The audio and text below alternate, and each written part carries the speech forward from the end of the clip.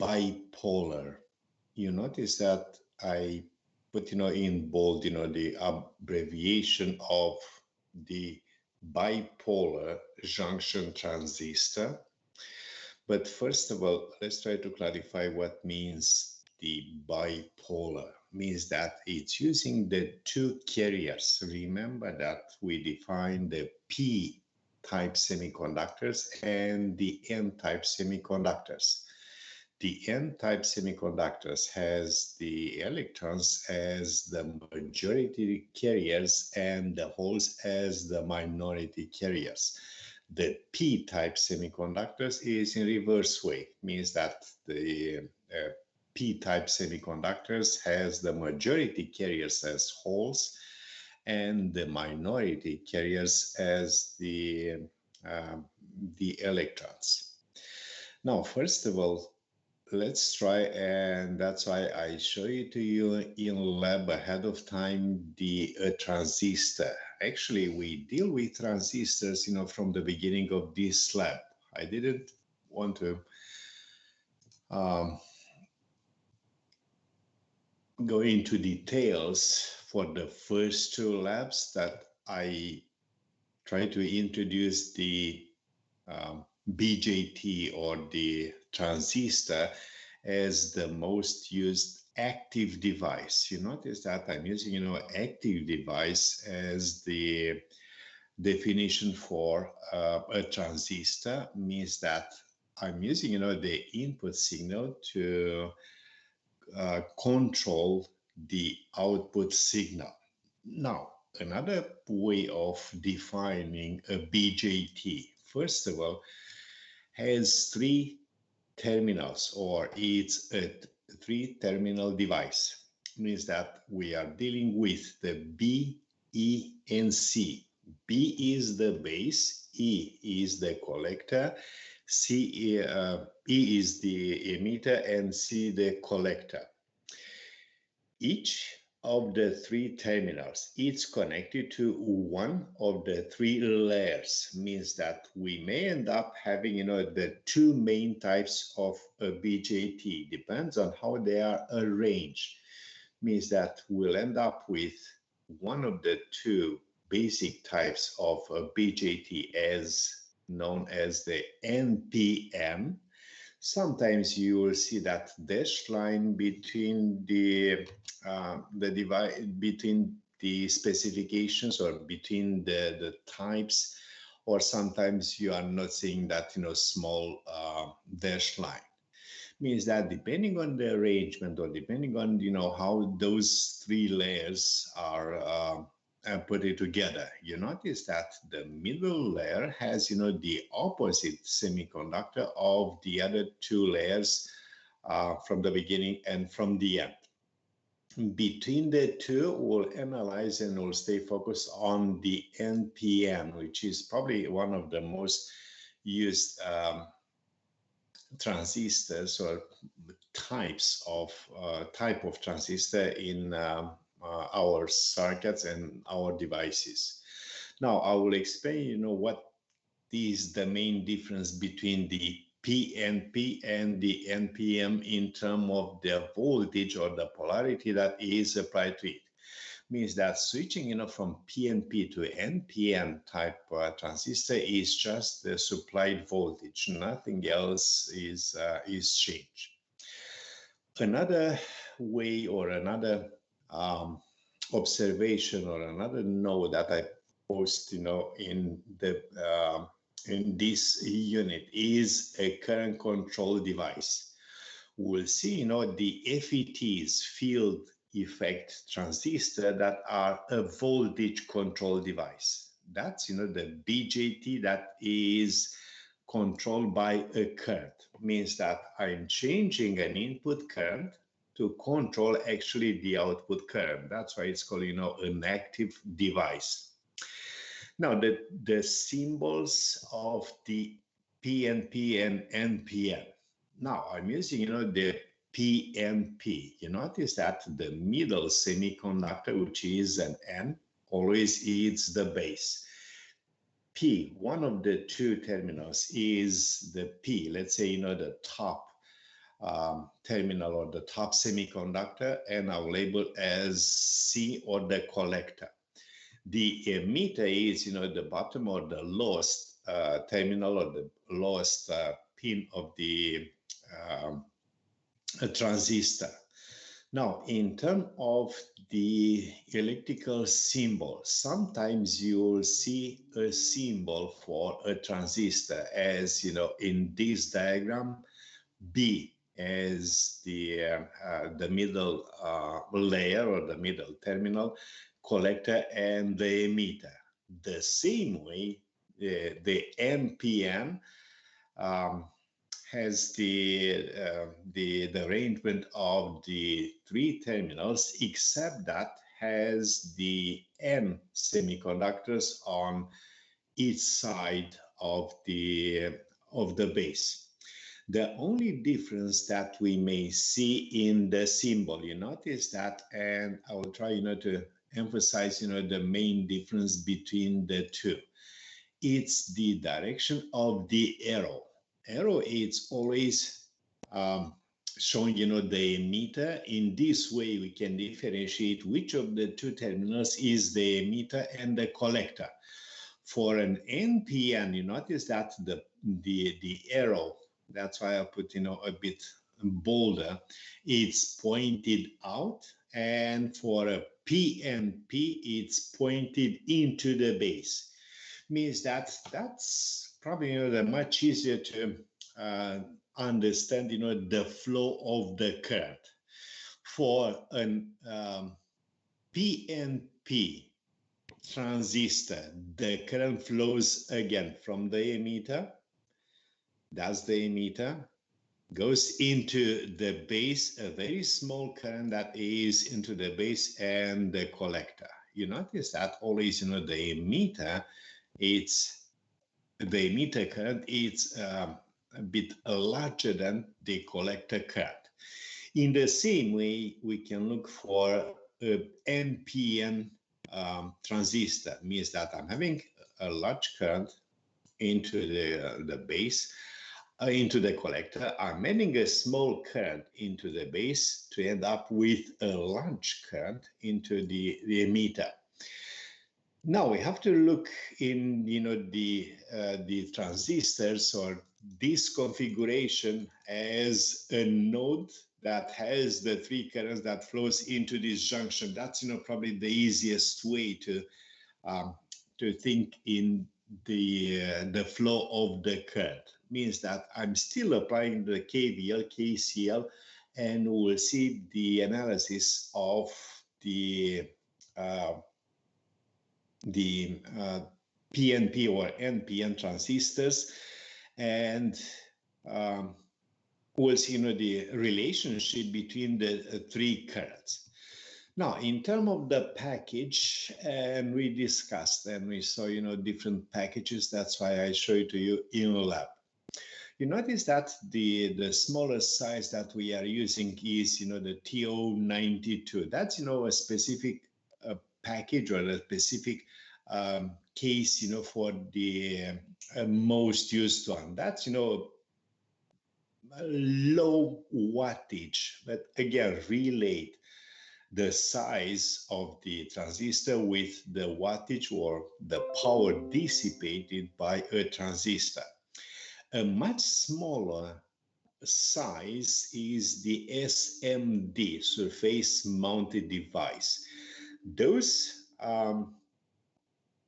devices, not only the transistors, can be integrated circuits, can be resistors, capacitors, inductors, which are very small. Means that the power dissipation for those SMD devices, surface mounted device, it's very small in terms of the size and in terms of the wattage or in terms of the power dissipation. If the TO92 or the first one that we are using in lab can dissipate, let's say, a few hundreds, 200, 300 milliwatts, the SMD transistor can dissipate, let's say, 100 milliwatts or 50 or 10 milliwatts power. An Another size, or the TO18, which looks, a bit larger. If is a metal case, maybe go up to, let's say, 800 milliwatts to 1 watt, or 2 watts, probably no more than that. But in top of that, a metal case, we may see, these optical devices. But suppose that we are having, the lens, on top of it, we can use, the transistor as an optical device. We'll talk about the optical transistors and photo-optical diodes, resistors, bit later, close to the end of this course. A larger size is the TO225AA. That's the typical package, which can dissipate about 1 to 3, 1 to 5 watts. A larger size, which is 220AB, may dissipate a few tens of watts, like 10, 20 watts. And the largest size is the TO3. Has, a metal case, or a large metal case, and you notice that has only 2 terminals. One is the base, the other one is the emitter. And actually the case itself, or the metal case, is actually the collector. That's why in this diagram you have the collector that is actually showing it's actually the case. Means that most of the time the case must be isolated from the heatsink by using a silicon or a mica isolator. Means that a mica isolator, it's a good electrical isolator, but in the same time has a very good transfer for the heat that is created or is dissipated by the transistor. Now in lab 6, actually, we will play with a BJT in lab and how to test a transistor in lab. Now let's have a look on this diagram, and you notice that I'm having a junction between the base and the emitter. Going back to the arrangement of the 3 semiconductors, you notice that between the base and the emitter there is a junction, and between the base and the collector there is another junction. Means that we have the same approach. We can use a digital multimeter or an ohm meter to test or to check if the transistor is a good transistor or is a bad transistor. Basically, we have to make 4 tests, but I will show you actually the 6 tests that we have to make, and I will show you the reason why we have to make 6 measurements to determine if a transistor is a good transistor or if it's a faulty transistor or a bad transistor. Now remember that in a multimeter, first of all, we have to switch the multimeter in diode mode. You notice that I'm having the multimeter in diode mode. Means that I have to apply the positive from the emitter into the base. Okay, now I'm going back to these diagrams or the symbols for a transistor. Another difference or another symbol that you may see, and actually there is no difference between the 2 symbols. You notice that I may have a symbol with a circle around the base emitter and the collector, and another symbol without having that circle surrounding the base emitter and the collector of the transistor. There is no difference between the 2 symbols. Means that we may use, or we may see the symbol for a transistor with a circle and or without the circle. Has the same meaning. It shows a transistor. That's why both symbols are used. probably between the two, I will say the one that does not have a circle, you may see most of the time, but don't be surprised if you are seeing, the symbol for a transistor with a circle surrounding the base emitter and the collector. Means that, again, there is no difference in the two symbols. You notice that between the base and the emitter, and remember that the positive or the red lead or the red plug for the multimeter is the positive. Means that applying the positive on the base, I have, the base emitter, which looks like a diode, isn't it? It's still a junction. I'm having the P and N between the base and the emitter. Means that I have to take the two measurements between the base and the emitter. And between the base and the collector, it's another diode, it's another junction. Means that I have to take another two measurements between the base and the collector. The first, my way, or the easiest way, again, I'm connecting the positive on the base, and I'll measure the first junction, the base emitter. I'll measure the base collector. Means that both junction has to show roughly, or around a 0.7 volts, because I'm having, the four bias between the two junctions, the P and N, or the base and the emitter, and the base to the collector. Now, the other two measurements is having the negative of the multimeter on the base. If the negative is on the base, now I'm on, this diagram, negative is on the base, the P semiconductor is supplied by a negative voltage.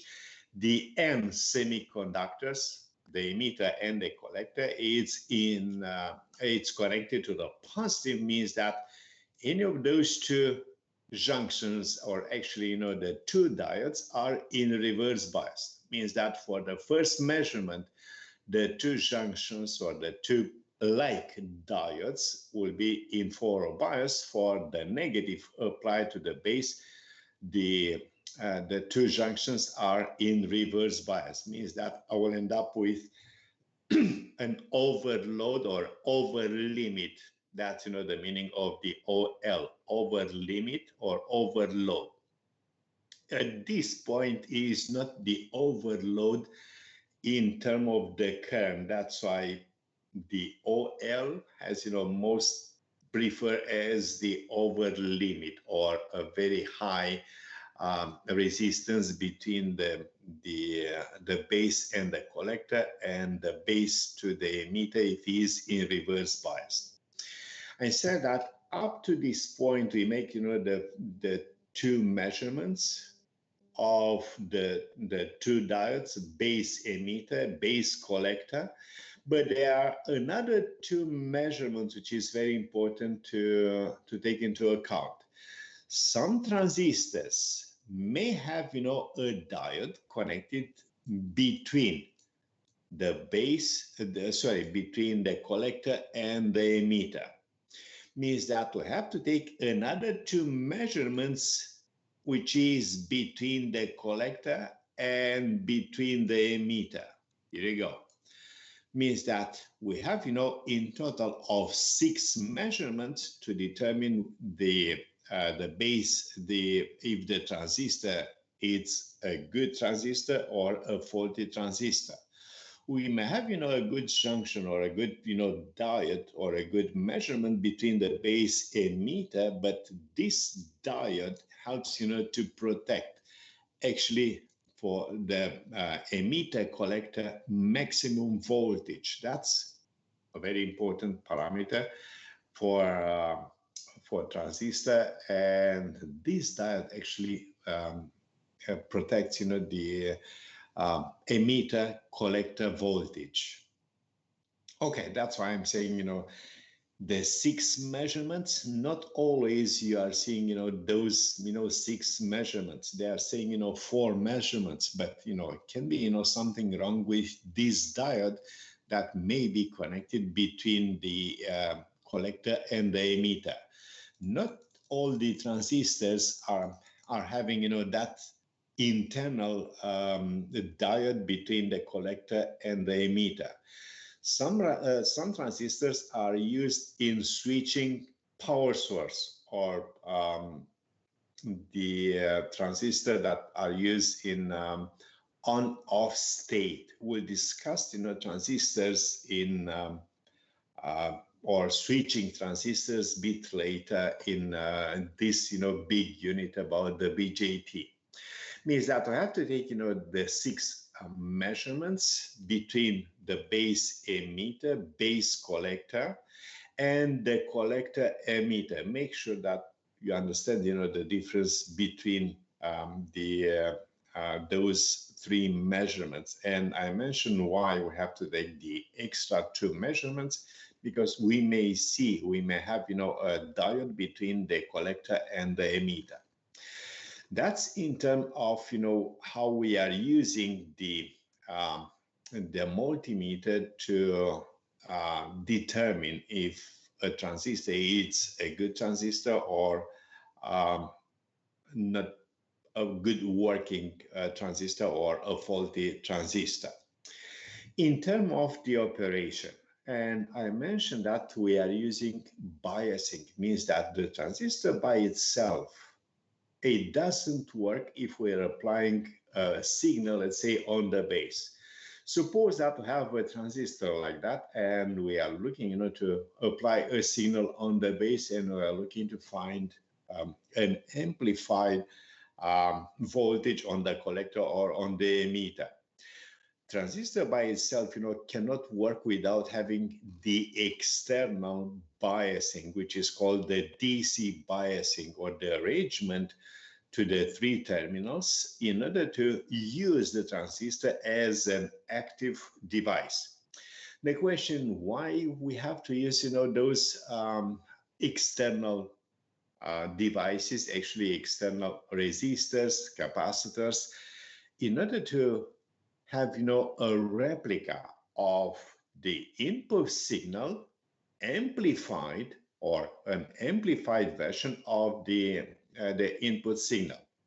Means that on the output, we are looking to have a replica of the input signal, means that the same frequency, the same shape, except that it will have a larger voltage or a larger current. Means that the active region is another terminology that we are using in biasing a transistor.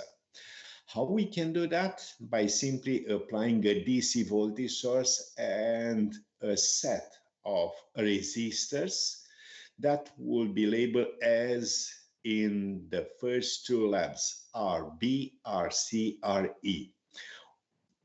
Always, the components that are connected to the base are labeled RB. The voltage that is applied to the base is the VBB, or the voltage applied to the base. The voltage applied on the collector means that that's, labeled most of the time as the VCC. The voltage on the emitter, that's, the VE. Now, I try to make, this, the first 2 labs, to get familiar or to get into, the notation that it's used for transistors. Now, in order to bias the circuit, means that we are placing the transistor in a linear region. Now, we'll define what means the linear region, and we'll define the characteristics of a transistor. In order to operate properly, what that means that, I'm having, an amplification or a gain in current. The 2 conditions must be met. Remember that. The first condition is in terms of the base emitter junction. To place the transistor in linear region, or to have the transistor as an amplifier, or to have, a gain in the input signal, The base emitter junction must be, it's one of the two conditions in forward bias, means that the base emitter voltage is 0.7, or we are taking, 0.7 as the theoretical value of the base emitter junction. We know that it's practical, or the real value of this voltage, it's a bit, plus or minus, let's say 0.1, 0.2 volts, means that we may end up with 0.5, 0.6, 0.8, 0.9 volts as a measured value, but usually it's around, the 0.7 volts. And the second condition to have or to place the transistor in the linear region is the base collector junction must be in reverse biased. Now, how the currents flow? Now let's have a look on the NPN semiconductor or the NPN transistors, or the arrangement of those three semiconductors for an NPN type transistor. Remember that that's the current flow for a conventional flow. Let's see now how it's actually working. What is the basic functionality of a transistor. I will go back to the main page, and I said that the base is a very thin layer. You notice that I'm representing the base as a very thin layer and is slightly dark region. The other two regions, the P region or the N region, the P region, and I'll focus on the NPN transistor. Emitter is always heavily doped, means that the highest concentration of the electrons or the majority carriers are in the emitter. The collector is lightly or moderately doped semiconductor, means that I'm supplying the negative, but again I'm trying to explain the basic functionality on the electron flow, means that I'm supplying negative voltage or a negative potential at the emitter, means that I'm supplying more electrons on the emitter. Now I'll try to use the it's not working. Okay, now I'll try to make the current that flows or is supplied to the emitter. Now a portion, because it's a very tiny or a small a junction or the small semiconductor, a small amount of electrons are combining with the holes in the P region or in the base, and the remaining current or a large amount of current is flowing into the collector. Another way to draw this diagram, if the electrons has a large or sufficient energy, the current is passing from the emitter to the collector with a small amount of current that flows into the base. Means that the base current is controlling actually the current that flows between the emitter and the collector, and that's the electron flow. Remember that the base emitter, one of the two conditions to place a transistor in linear region, base emitter must be in forward bias, means that the electrons are or the electrons requires a very small energy to pass the depletion region. The other region or the other depletion region between the base and the collector is a pretty large depletion region. As the electrons are attracted to the base, which is controlled by the base current, the electrons will have enough energy actually to pass into the collector. Means that having a small amount of current on the base it will control the amount of current that is on the collector. Now, on the conventional flow means that I'm having, the current that is supplied from the collector. The base current controls, the collector current. Imagine that in the middle, I'm having, a node. Now, and I'm applying the KCL in this junction or in this node. I'm having, the sum of the two currents that are adding up to form actually the IE current. Means that one of the useful equation that I can write for a transistor is the IC plus the IB. IB, remember that it is very small. It will make the IE. Means that the largest current is actually the emitter current, which has, the IB and the IE in it. Remember that, the base current controls the emitter or the collector current. Means that in order to have, the collector current or the emitter current, we have to apply actually a base current. Without having, any voltage or any currents in the base, there is no current that flows between the collector and the emitter. Means that one of the useful equations that we may use in this unit or about, the transistors is the IE as the sum of the two currents. But remember that IB is very small. Now, to give you an idea about, how small it is, usually it's few hundreds of microamps or few milliamps that can control few hundreds of milliamps of the collector current.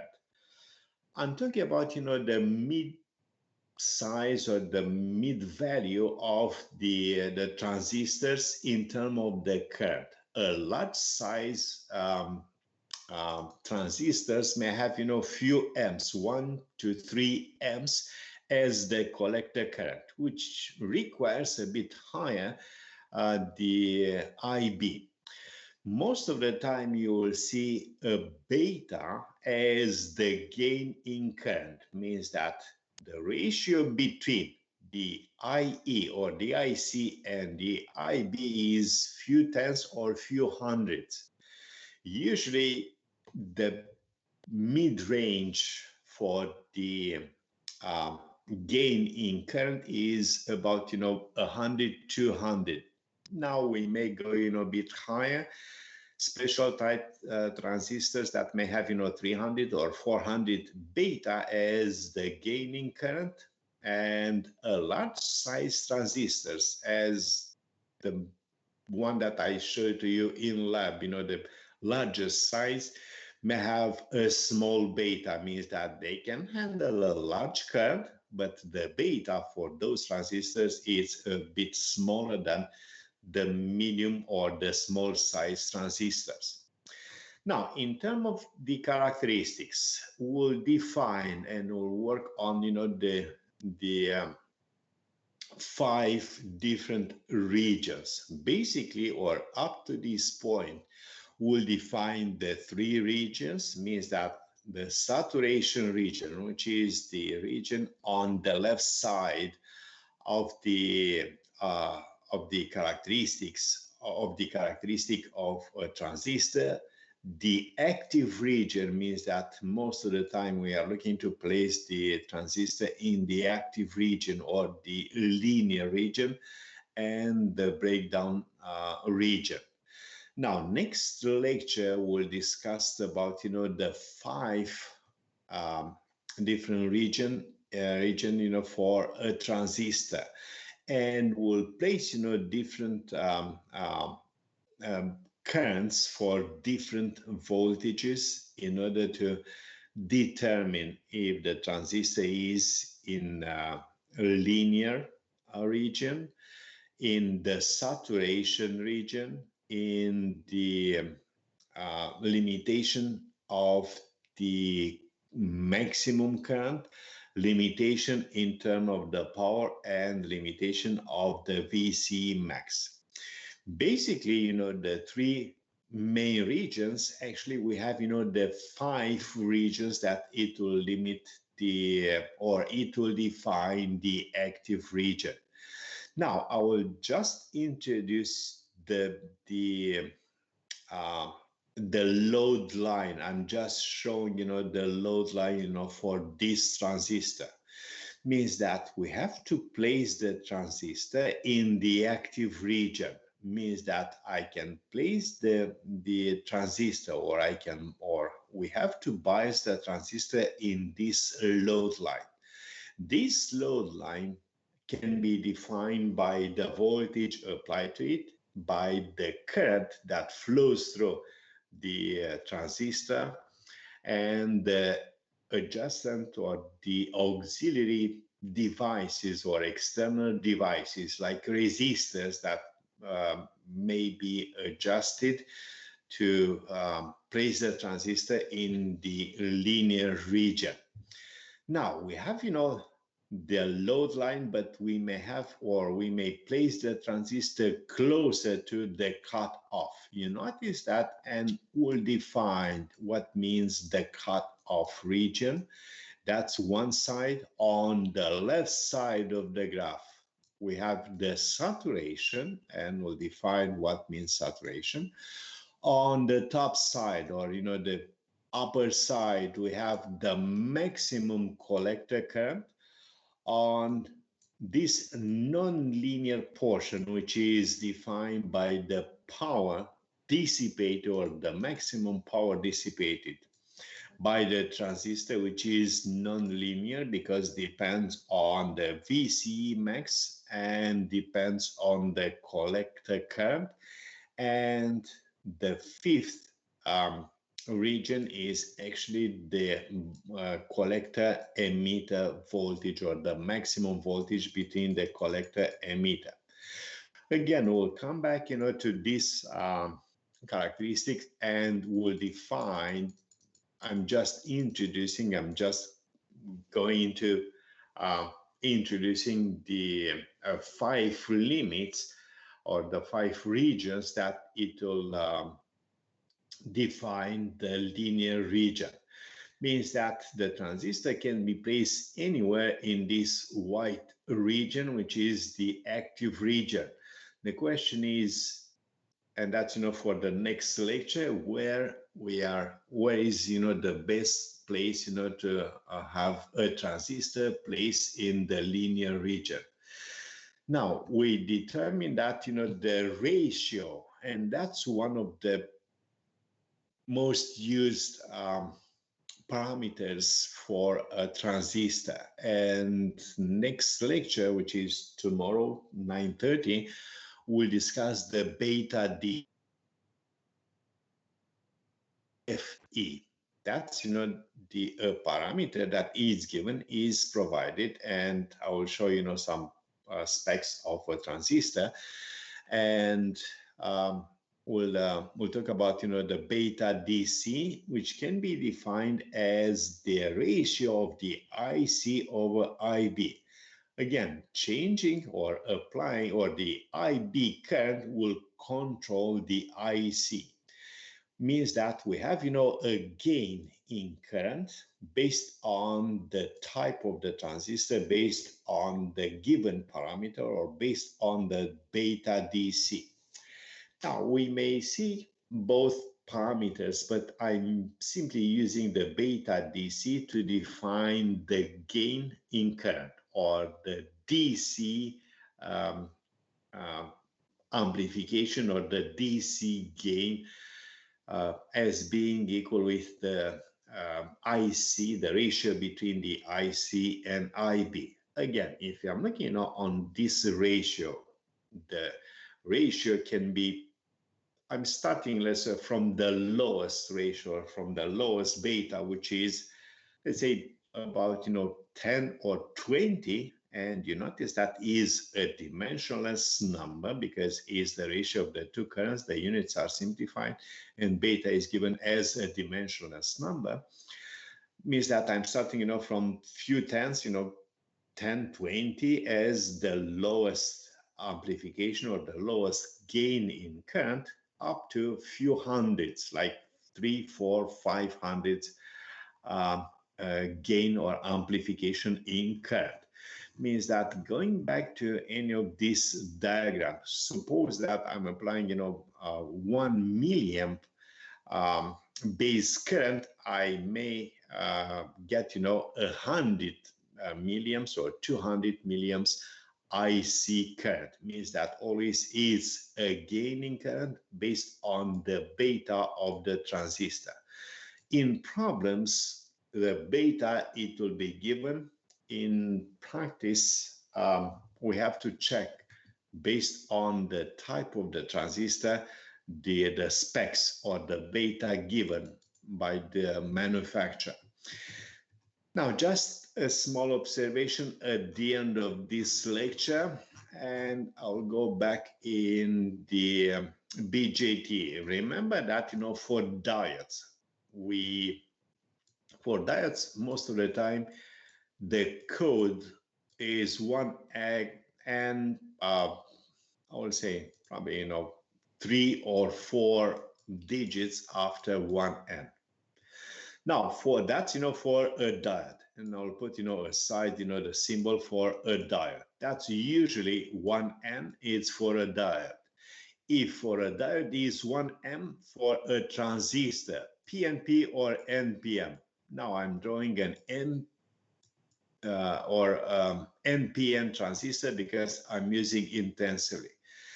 The code or the type of the transistor is defined by, this number. You notice that I'm having 2N. I'm not saying that's, the only way to define the transistor or the type of the transistor. There is, some other notations used for different companies that you may see BC, BD, instead of, the 2N. We may see 3 or 4 digits after the 2N.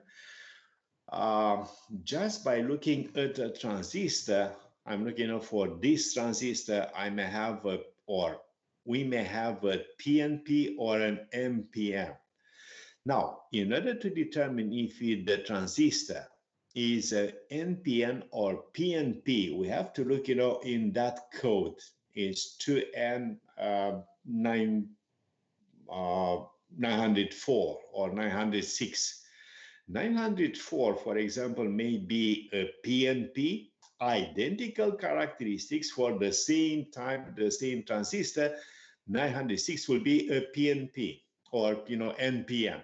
Now, usually they have, close numbers like 904 and 906. That's why I chose, this example, because I'm using, something similar in lab. But I'm just showing that, just by looking at transistor, we cannot determine if he is an NPN or a PNP. That's why we have to look, and next lecture we'll look into the specs of a transistor and how we can determine if he is a PNP or an NPN transistor. Now I will stop it here for today. Tomorrow we'll start, talking about again on the linear region or the active region that we may have to place the transistor, and the basic characteristics of a transistor. That's why we'll explain in details about the 5 regions that are that limits actually the active region or the linear operation of a transistor. Any questions, comments, concerns, please?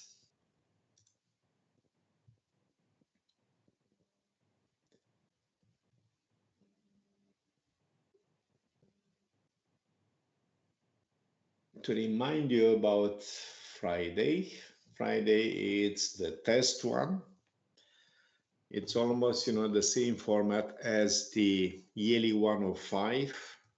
Part A, long type questions or problems, 70%. Part B, 30% multiple choice questions. 10 multiple choice questions, 3 marks each, and 70%, I'm expecting probably around, 3 short problems for the first part of the material that was covered in the assignment 1. Material is up to a Zener diode. Zener diode is not included for the first test. It will be included on the second assignment and the second test. Any questions, please?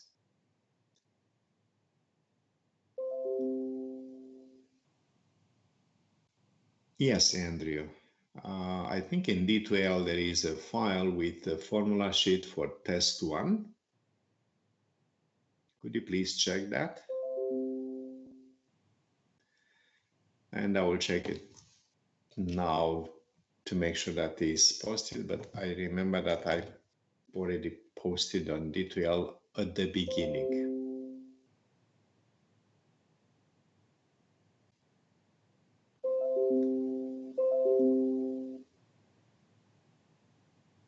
Yes, there will be problems, similar with the last 2 questions for sure. One of the problems will be like, the DC circuits, half-wave and full-wave rectifiers.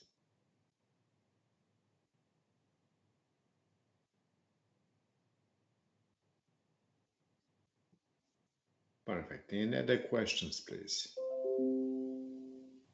Not a problem, Aidan. Any questions, comments, concerns, please? If not, have a nice day, and I will see you tomorrow at 9:30.